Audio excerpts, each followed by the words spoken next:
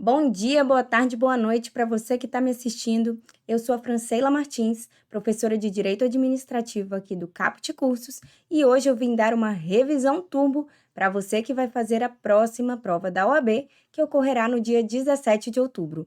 Eu sou advogada, tenho pós-graduação em Direito Processual Civil e algumas aprovações em concursos. Entre eles, como escrivã da Polícia Civil de São Paulo e como procuradora previdenciária do Instituto de Previdência de Cariacica. Vamos dar início à nossa matéria? Para iniciar, a gente vai falar um pouquinho sobre conceito e elementos do Estado. O que é um Estado? Um Estado nada mais é do que a reunião de um povo em determinado território, sujeito a um governo soberano, e daí retiramos os elementos do Estado, que nada mais são do que o povo, o território e o governo soberano. E quando a gente fala de Estado, a gente sabe que o Estado tem três funções principais, que são legislar, julgar e administrar. E cada uma dessas funções é atribuída de forma típica a um dos poderes, um dos três poderes que a gente tem. Ou seja, a função de legislar é tipicamente atribuída ao poder legislativo. A função de administrar é tipicamente atribuída ao poder executivo e a função de julgar ao poder judiciário. Porém, eu quero que vocês saibam que cada um dos poderes, além de suas funções típicas, também exercem suas funções atípicas. Portanto, todos os poderes administram, legislam e julgam. Nós vivemos em um sistema de freios e contrapesos, expressão essa que pode vir a cair na sua prova, porque um poder está constantemente fiscalizando ao outro. Lembre-se sempre que os poderes são independentes e harmônicos entre si. Daí já adentramos na segunda matéria que eu quero falar com vocês, que são as fontes do direito administrativo. E eu quero que vocês lembrem que essas fontes são divididas em fontes primárias, também chamadas de formais, e fontes secundárias, também chamadas de fontes materiais. Como fontes primárias, nós temos duas, e essas fontes o legislador e o administrador é obrigado a seguir, ele deve seguir no exercício da função administrativa. E quais são elas? Lei e súmulas vinculantes. Quando eu falo em lei, eu estou falando de todas as espécies normativas que estão presentes no artigo 59 da nossa Constituição Federal. Ou seja, são leis ordinárias, leis complementares, resoluções, atos normativos, enfim. E quando eu falo em súmula vinculante, são somente as súmulas do as súmulas do STF consideradas vinculantes. Caso elas não sejam, elas não estarão dentro das fontes primárias, mas sim as fontes secundárias. E quais são as fontes secundárias? Alguns autores apontam 4 fontes e outros apontam 3 fontes. A primeira delas é a doutrina. A segunda é a jurisprudência. E aqui eu quero lembrar para vocês que jurisprudência não é uma mera decisão judicial. Para que algo seja considerado jurisprudência, é preciso que já tenham ocorrido várias decisões judiciais no mesmo sentido. E aqui também vão se enquadrar as súmulas do STF ou do STJ que não sejam vinculantes. Se forem súmulas vinculantes, é uma fonte primária. Caso sejam súmulas do STF não vinculantes ou súmulas do STJ, estarão dentro de fontes secundárias. A terceira fonte secundária são os costumes, que são aqueles hábitos costumeiros não escritos. E alguns autores também apontam os princípios. Quero lembrar para vocês também os conceitos da administração pública, que são 2. Como a administração pública é dividida? No seu conceito subjetivo, também chamado de orgânico ou formal, ou no seu conceito objetivo, também chamado de funcional ou material. Quando a gente fala de administração no conceito subjetivo, a gente tem que pensar subjetivamente, ou seja, temos que pensar em pessoas. E quem são essas pessoas? São os entes, os órgãos e agentes públicos que exercem a função administrativa. E quando a gente fala no conceito objetivo da administração pública, a gente tem que pensar em atividade, é o exercício da própria função ou atividade administrativa para alcançar determinado interesse público. Damos início agora à matéria de regime jurídico administrativo, que nada mais é do que o conjunto de normas e princípios da administração, sendo que tais princípios podem ser tanto implícitos como explícitos ou expressos. E aqui eu faço uma pergunta: existe hierarquia entre princípios? E vocês podem responder categoricamente que não. Independentemente se um princípio é expresso ou implícito, eles têm a mesma ordem, o mesmo valor. E como isso é feito no caso concreto? Como eu decido qual princípio vai prevalecer em detrimento do outro? Isso é feito por meio da técnica de ponderação. Um princípio, em determinado caso concreto, será mais importante que o outro, mas pode ser que em outro caso concreto, este primeiro que foi considerado menos importante venha a ser considerado mais importante. E o regime jurídico administrativo brasileiro, ele tem dois princípios basilares, que são inclusive implícitos, e eles são supremacia do interesse público e indisponibilidade do interesse público. Por supremacia do interesse público, entendemos que o interesse público sempre deve prevalecer em relação ao interesse privado dos particulares. E isso significa que o administrador tem certas prerrogativas. Por indisponibilidade do interesse público, o administrador terá certas restrições, porque a sua atuação não pode fugir da finalidade que é, basicamente, atingir esse interesse público. Agora falaremos um pouquinho dos princípios constitucionais expressos, que são chamados de LIMP. O que são esses princípios do LIMP? Legalidade, impessoalidade, moralidade, publicidade e eficiência. Esses princípios estão expressos no artigo 37 da nossa Constituição Federal. E para iniciar, falaremos um pouquinho de legalidade. A legalidade nada mais é o fato de que o administrador deve sempre respeitar a lei. Isso parece simples, porém aqui eu quero fazer uma observação. Vocês não podem confundir a legalidade do direito administrativo, do regime jurídico administrativo, com a legalidade que vocês conhecem, por exemplo, no direito penal, em relação aos particulares. Por quê? Porque o particular, ele pode fazer tudo aquilo que não é proibido por lei. Então, se a lei é silente, o particular pode fazer. Porém, o administrador não pode agir caso a lei esteja silente. O administrador só pode agir caso a lei autorize ou mande ou permita. Caso a lei nada fale, o administrador não estará autorizado a agir. O segundo princípio expresso do artigo 37 da Constituição é a impessoalidade. E aqui eu quero que vocês saibam que a impessoalidade tem duas facetas. A primeira faceta é a impessoalidade do administrador em relação ao povo. Isso significa que o agente público ele tem que atuar de forma objetiva, neutra, imparcial. Ele não pode deixar que vontades ou sentimentos pessoais atinjam a sua atuação. Por exemplo, se eu sou um fiscal da vigilância sanitária, eu não posso fechar um estabelecimento simplesmente porque o dono é meu inimigo. Eu não posso deixar que um sentimento pessoal atinja a minha atuação. Assim como um fiscal de trânsito não pode multar alguém que nada esteja fazendo de errado, simplesmente porque quer persegui-lo. A segunda faceta da impessoalidade é em relação ao administrador, ao próprio administrador. E aqui eu quero que vocês saibam da vedação à autopromoção pessoal. Então, o que isso significa?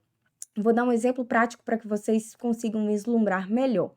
Quando um administrador, um prefeito, por exemplo, ele está no exercício do poder e é feita uma praça pública, é feito algo que o município, que a cidade gostou bastante, e o prefeito, feliz da vida com aquela proporção, ele faz um outdoor falando que aquela praça pública foi construída graças a ele. Isso não pode ser feito, porque o agente público, quando atua, ele está agindo em nome do ente, em nome da pessoa jurídica ao qual ele está vinculado, ou seja, em nome do Estado, em nome do poder público.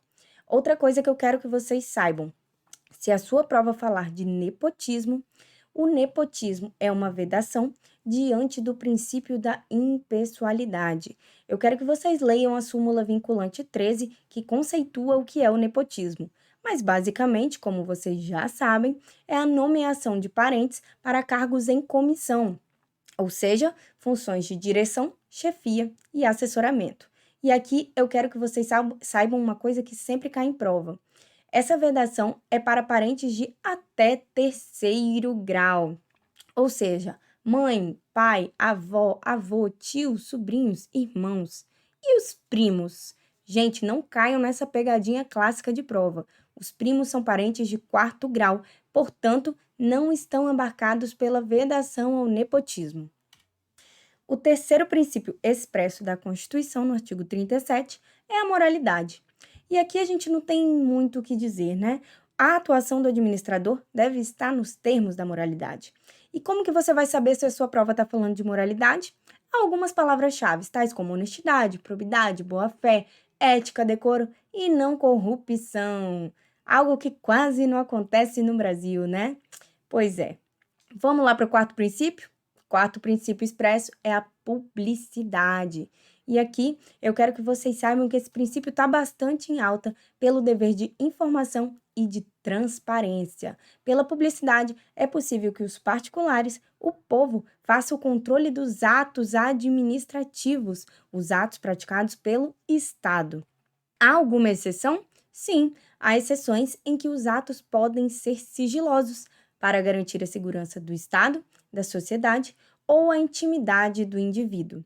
E aqui eu quero sugerir a vocês que façam a leitura da Lei de Acesso à Informação, que é a Lei 12.527/2011, que tem vindo também bastante em prova. E o último princípio expresso da Constituição é a eficiência. O que eu quero que vocês saibam? A eficiência é caracterizada pelo binômio produtividade e economicidade. O que isso significa?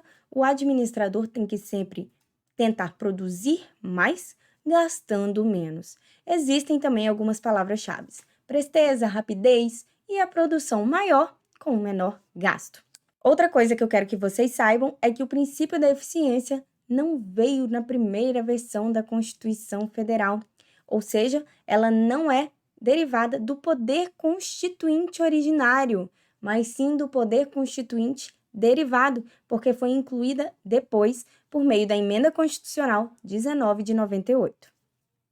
Outra coisa que eu quero que vocês saibam é que princípios devem ser observados por toda a administração, seja ela direta ou indireta. Agora vamos falar um pouquinho dos poderes administrativos. Quando falamos de poder administrativo, temos que pensar nos 4 poderes. O primeiro deles é o poder hierárquico. O que eu quero que vocês saibam sobre o poder hierárquico? Ele é um poder interno e permanente. E quando eu falo que ele é um poder interno, eu quero dizer que ele é feito dentro da própria administração pública. Ele não reflete para os particulares. E o que a administração faz por meio desse poder hierárquico?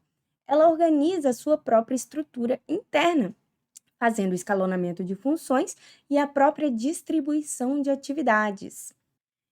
E se a sua prova falar o que é decorrente do poder hierárquico? Você pode citar como exemplo a própria delegação de funções ou atividades, a própria avocação, que é pegar a função de um ente ou um órgão inferior para um ente superior, e a própria fiscalização dos atos dos hierarquicamente inferiores para os que estão acima dele. O segundo poder administrativo é o poder disciplinar. O poder disciplinar, ele faz a punição aos agentes públicos. Mas são só os agentes públicos? Não. Também estão sujeitos ao poder disciplinar os particulares que estejam vinculados à administração. E esse poder decorre de supremacia especial da administração. Por quê? Com os agentes públicos e com os particulares que estejam vinculados à administração, a administração tem uma relação especial. Concordam que não é uma relação geral, como com qualquer outro particular?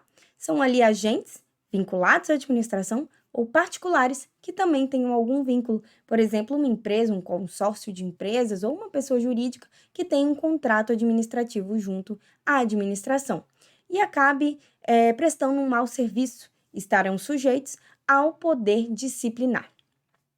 Aqui falamos também que os agentes públicos são aqueles que possuem cargos e empregos públicos, sendo que aqueles que possuem empregos públicos estarão sujeitos ao regime da CLT, não tendo estabilidade. Bom, quando estamos diante de um subordinado que não cumpre a ordem de seu superior, estaremos diante do exercício do poder hierárquico ou do poder disciplinar? Bom, se houver a punição desse agente, falaremos de poder disciplinar, não confundam. Agora, quando há a punição de um particular, nós temos que fazer essa diferenciação. É um particular em geral ou é um particular que possui algum vínculo com a administração pública? Dito isto, se for um particular em geral, estaremos no exercício do poder de polícia. Se for um particular que tenha algum vínculo com a administração, estaremos no exercício do poder disciplinar. E o porquê disso? Bom, no poder de polícia, nós temos uma norma que é exarada para todos, toda e qualquer pessoa que esteja sobre aquele governo soberano. Ou seja, uma norma de trânsito, uma norma de vigilância sanitária, todos nós estamos sujeitos, se estivermos dirigindo, às normas de trânsito previstas no CTB, enfim. Bom, se eu estaciono num lugar errado, eu estarei diante de uma punição pelo poder de polícia, porque eu sou um particular em geral. Agora, se eu estiver descumprindo um contrato administrativo, estarei diante de uma punição por meio do poder disciplinar, porque há uma supremacia especial e um vínculo especial com a administração pública. O terceiro poder, que a gente já até falou um pouquinho, é o próprio poder de polícia. E eu quero que vocês saibam que, por meio desse poder de polícia, o Estado pode limitar interesses individuais em benefício dos interesses coletivos. Pode limitar, inclusive, propriedade e liberdade individual. Olha, eu quero que vocês saibam que o poder de polícia também pode ser preventivo ou repressivo. O que isso significa? Exemplo: a emissão de um alvará de funcionamento de um estabelecimento, um alvará de construção de um local. Estamos diante de um poder de polícia preventivo. Agora, o sujeito estacionou no local errado. O Estado vai e aplica uma multa. Estamos diante de um poder de polícia repressivo. Além disso, é interessante saber que o poder de polícia pode ser expressado por meio de atos concretos ou normativos. Aqui eu quero que vocês saibam dos atributos que também podem aparecer como características do poder de polícia. O primeiro deles é a discricionariedade. O que isso significa é que o poder de polícia pode ser aplicado de acordo com a conveniência e oportunidade da administração pública.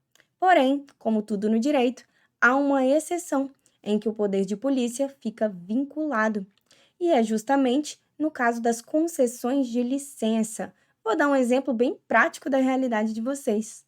Vocês com certeza passarão nessa prova da OAB do dia 17, na primeira e na segunda fase, na prova prática, com sucesso. Caso vocês passem nessa prova, vocês terão direito subjetivo à licença para advogar, ou seja, a sua carteirinha da ordem. Nesse caso, o poder de polícia fica vinculado. É a mesma situação da licença para dirigir, se você passa em todas as provas, sejam elas objetivas ou práticas, de trânsito, o Detran ou o órgão fiscalizador, ele deve te conceder aquela carteira nacional de habilitação ou carta, dependendo do estado que você está me assistindo agora.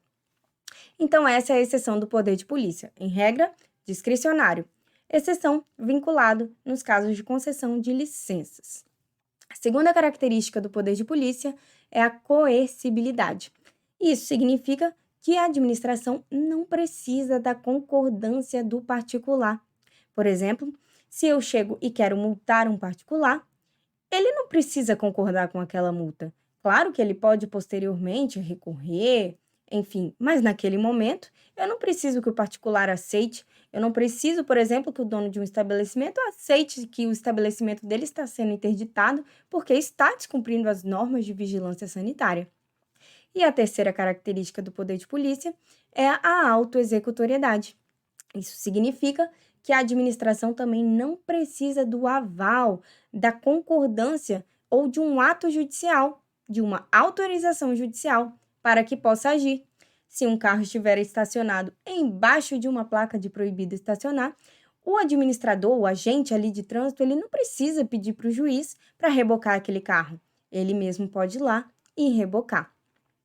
Isso não significa que não pode haver controle judicial posterior em caso de ilegalidades ou excessos. Passamos agora ao ciclo de polícia, que também pode vir na sua prova e é um assunto muito cobrado. Nesse sentido, a gente precisa perguntar o seguinte: o poder de polícia, ele pode ou não ser delegado a um particular? De acordo com o STF, essa resposta é não, porque o particular exerceria apenas atos de mera execução. Porém, o que cai na sua prova é a posição do STJ, que divide o poder de polícia em ciclos ou fases, e são 4 fases. A primeira delas, consentimento. Segunda, fiscalização. Terceira, punição. E a quarta, criação da norma ou da ordem de polícia. Vocês precisam saber que, de acordo com o STJ, as 2 primeiras fases, ou seja, o consentimento e a fiscalização, poderiam sim ser delegados aos particulares. Porém, a punição e a criação da norma ou ordem de polícia não poderiam. Por exemplo, os radares são feitos por empresas privadas. É a fiscalização de uma norma de trânsito, que é feita por um particular. Por último, temos o poder regulamentar ou normativo. E aqui eu quero que vocês saibam que há 2 tipos de regulamentos. A regra são os regulamentos executivos, que estão dispostos no artigo 84, inciso 4 da Constituição Federal. Vamos proceder à leitura? O artigo 84 diz que compete privativamente ao presidente da República sancionar, promulgar e fazer publicar as leis, bem como expedir decretos e regulamentos para sua fiel execução. De acordo com a lei, o regulamento executivo é aquele regulamento que é expedido para dar fiel execução à lei, ou seja, à Constituição Federal. Depois dela, há uma lei regulamentando e após há um decreto, um regulamento que vem para dar fiel execução à lei. Como exceção, temos o regulamento autônomo em 2 situações. Aduz o artigo 84, inciso 6, que compete privativamente ao presidente da República dispor, mediante decreto, sobre a organização e o funcionamento da administração federal, quando isso não implicar aumento de despesas, nem criação ou extinção de órgãos públicos. E a segunda situação é dispor, mediante decreto, sobre extinção de funções ou cargos públicos quando vagos. Normalmente, essas 2 disposições caem como letra de lei na sua prova. No caso dos regulamentos autônomos, não há uma lei. O decreto vem direto para dar fiel execução à própria Constituição Federal. Enquanto no regulamento executivo há um escalonamento entre Constituição Federal, lei e depois um decreto que vem dar fiel execução à lei, nesses regulamentos autônomos não há lei. O decreto já está dando fiel execução à Constituição Federal, está ali substituindo a lei. E são apenas nesses casos. 2 coisas que eu quero que vocês saibam. Aqui o artigo fala que compete privativamente ao presidente da República, porque é uma disposição da Constituição Federal, mas se aplica a todos os chefes do Poder Executivo, ou seja, também se aplica ao governador e ao prefeito.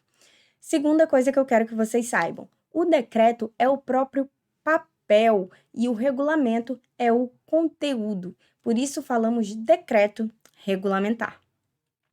Bom, eu vou finalizar esse primeiro bloco para a gente dar início no segundo falando sobre uso e abuso de poder. Tomem lá uma aguinha e já já eu encontro vocês na próxima aula. Tchauzinho!